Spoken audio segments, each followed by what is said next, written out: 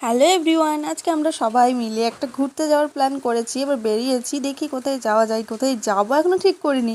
আসলে আমাদের গ্রামটা বর্ধমান থেকে ওই 20-22 কিলোমিটার দূরে হবে, কিন্তু আমরা বেরোচ্ছি বিকেলবেলা। মানে এখন তো অনেকটা গরম পড়ে গেছে, আর এই বাচ্চাগুলোকে নিয়ে বিকেলবেলা বর্ধমান গিয়ে আবার ব্যাক করা একটু টাফ। সেই জন্য আমরা এই টোটো নিয়েছি। এখন একটা টোটো করে কাছাকাছি কোথায় যাব, দেখি কোথায় যাওয়া যায়। টোটোতে উঠে এই যে আসি, আর ছোটো মামা জিজুকে ছাড়া বসবে না, ওই জন্য চাপাচাপি করে জিজুর পাশেই বসতে হবে। আর আমার মেয়ে ওর বড় মামাকে ছাড়া বসবে না।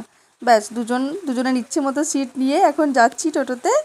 গিয়ে আমরা পৌঁছেছি একটা ওই, তারপর আর কি কোথায় আর যাব, কাছাকাছি একটা বোটিংয়ের জায়গা পেলাম, যেখানে আর কি এই যে বোট নামিয়েছে একটা পুকুরে।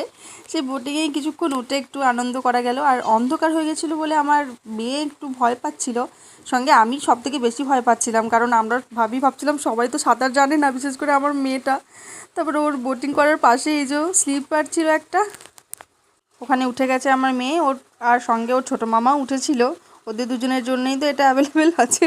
যাই হোক, ভালোই হলো, নাহলে ওরা কী করতো বোটিংয়ে, তো ওরা একটু ভয়ই পাচ্ছিলো। আর অন্ধকার হয়ে গেছিলো যেহেতু, অতটা আনন্দ করতে পারেনি। তারপর আর কি একটু খাওয়া দাওয়া না হলে তো ঘোরার মজাই হয় না। আমার মেয়ে এখন ওর মামাকে জিজ্ঞাসা করছে যে কী খাবে। তারপর আমরা এখানে এখন সবাই বসে আছি, ওয়েট করছি খাবারের জন্য। খাবার অর্ডার দেওয়া হয়ে গেছে, খেয়ে দিয়ে এবার